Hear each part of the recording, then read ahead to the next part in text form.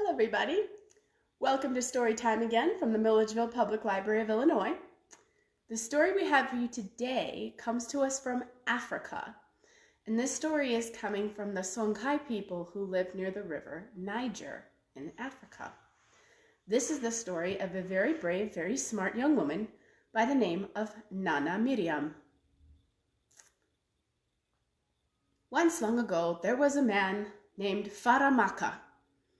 And he was a very tall man, and he had arms very strong and big as tree limbs, and his legs were very strong too, and they were as big as tree roots.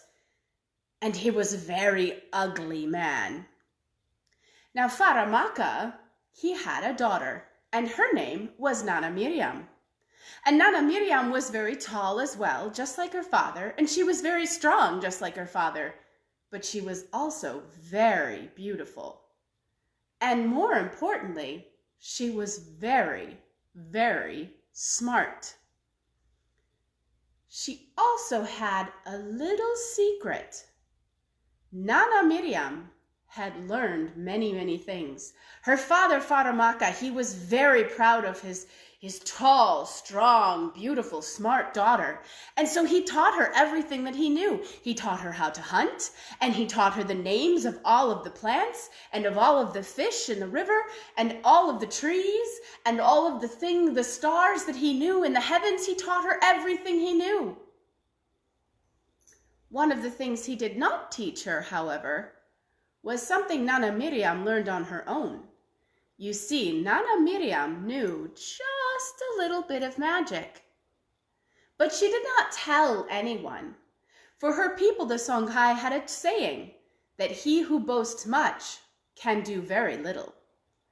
And so Nana Miriam did not tell anyone that she knew how to do just a little bit of magic. Well, unfortunately, right about this time, neither before nor after, but right about this time, there was a problem in the land. Yes, a very big problem. You see, living in the Niger River, there was a monster hippopotamus. And hippopotamuses are very strong, and their teeth can grind up a lot of things.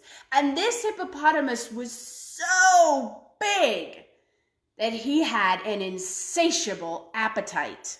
That means he could eat and eat and eat and never get hungry. Well, unfortunately, what this hippopotamus liked most to eat was rice. And the Songhai people along the Niger River had great big rice paddies, and they would plant the rice paddies, and they would tend their rice paddies. And then, when the rice was just about ready to harvest, the monster hippo would surface from the Niger River with the water running off of his back like waterfalls out of the mountains. And then he would go into the rice paddy, and he would eat all of the rice, and there would be none left for the people. And the hippo did this for a couple of years. And the people were starting to get very hungry because they weren't getting the rice that they normally got for their suppers and for their meals, because the hippo was eating it all. And many hunters had gone out to try to stop the hippo. And some of them didn't come back. And some of them came back and they were very scared and they wouldn't talk about the hunt.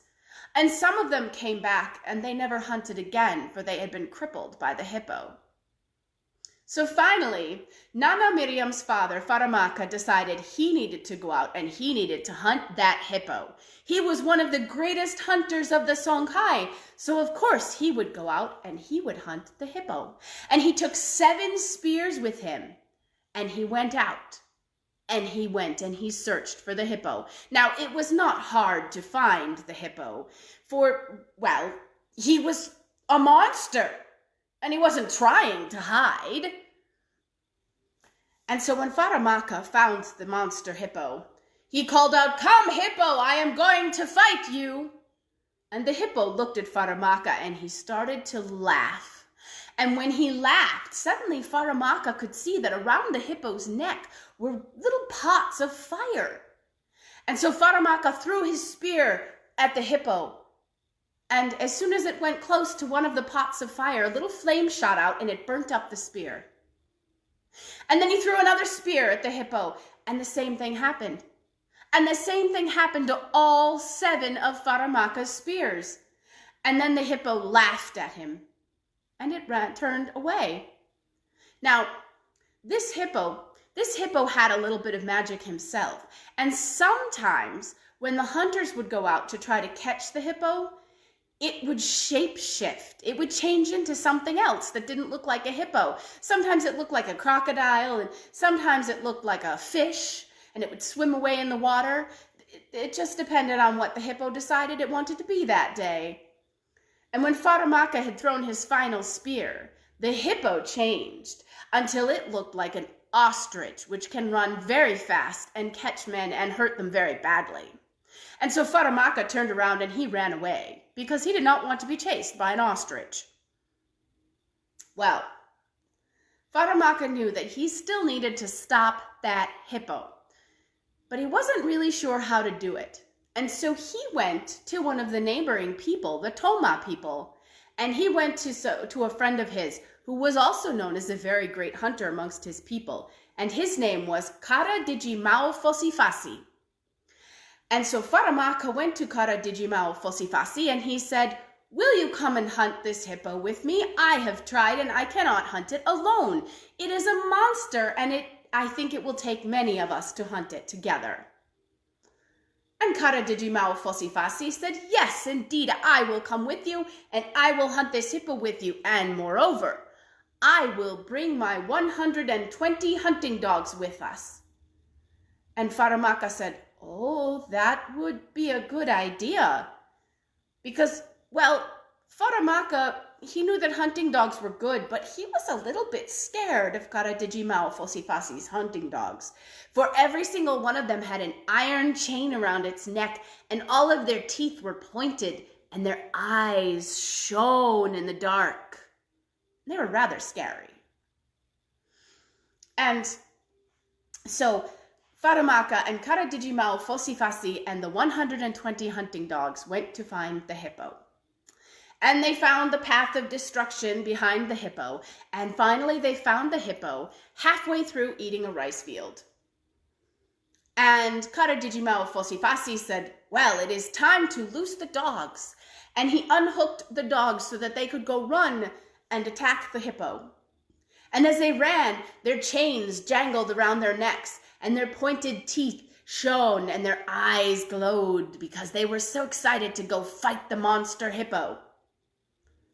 Well, the monster hippo saw them coming, and he called out to the men, "Do your people not say the rat cannot call the cat to account?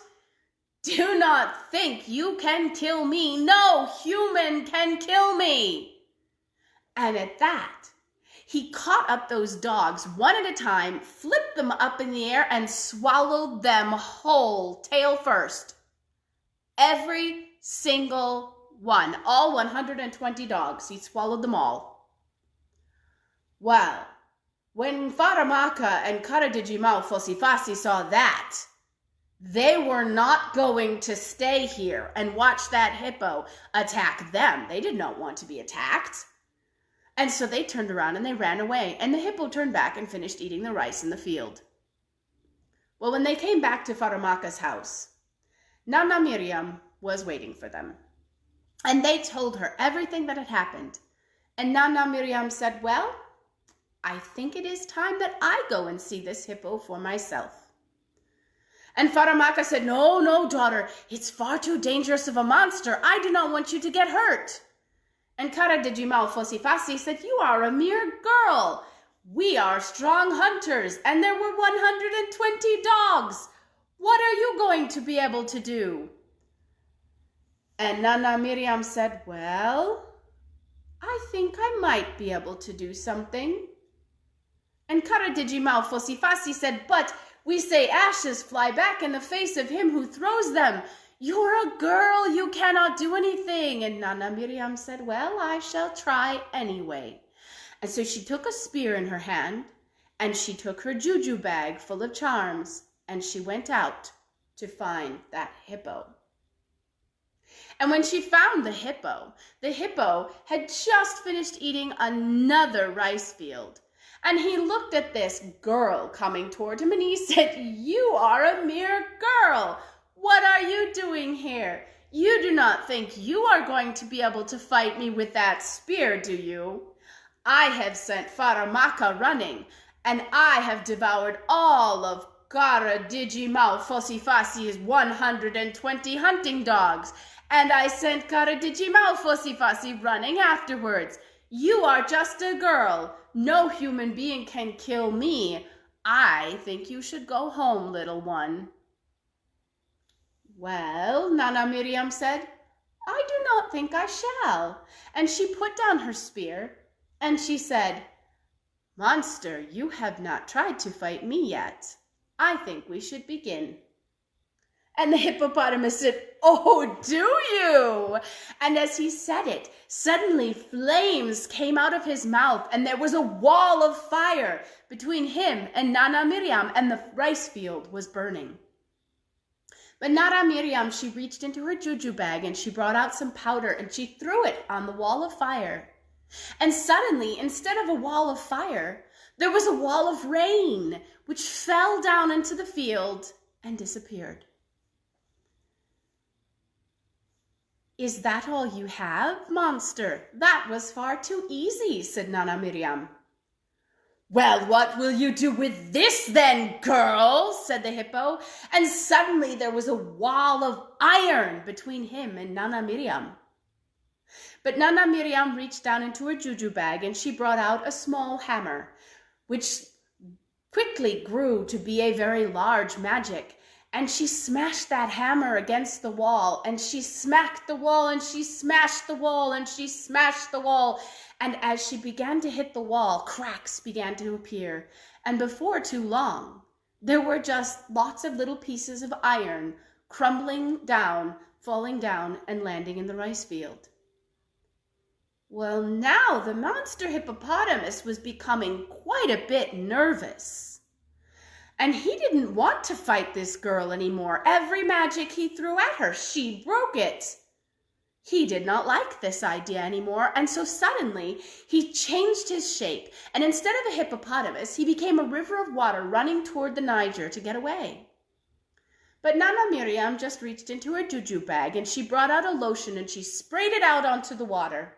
And suddenly, just before that hippo reached the Niger River and escaped, there he was, a hippopotamus again, not a river anymore. Well, right about this time, Faramaka and Kara Digimau Fossifasi arrived. You see, Faramaka had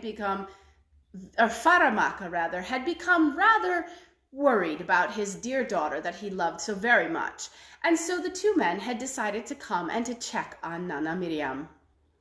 Well, the hippo saw Faramaka and Kara Digimau Fossifasi, and he decided to ignore this annoying girl that had been bothering him and attack the men, because that would make him feel better because they would run away again.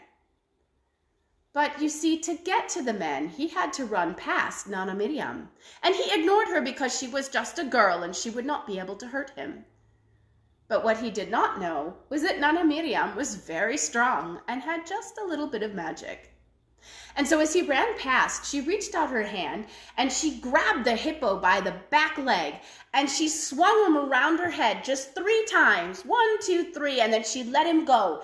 And he flew across the rice field and across the Niger River, which wasn't in flood at the time, thankfully, and crashed into some cliffs on the other side.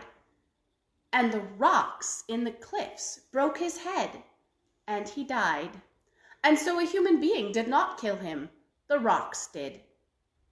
Well, Faramaka and Kara Digimau Fossifasi were so excited to see that the monster hippopotamus was gone and that Nana Miriam had taken care of the matter. And so Faramaka came up and he said, "I have the best daughter. And Nana Miriam said, and I have the best father. And Karadijimao Fosifasi didn't say anything, for he was already running back to the village to spread the news that the monster hippopotamus was gone and that Nana Miriam, a girl, had taken care of the problem for them. And so when Faramaka and Nana Miriam arrived back in the village, they found that the people were getting ready for the biggest party they had ever seen. A great feast and lots of dancing and singing. It was a wonderful party. And ever since that day, the Songhai people on the Niger River have not been bothered by monster hippopotamuses eating all of their rice. And ever since that day, they have told the story of Nana Miriam, the girl who managed to beat the monster hippopotamus. And that is the story of Nana Miriam from the Songhai people near the Niger River in Africa. I hope you enjoyed it, and we will see you again. I hope you'll join us again on Friday at 3 p.m. Central Daylight Time here on the Milledgeville Public Library of Illinois Facebook page. We'll have another story for you from somewhere around the world.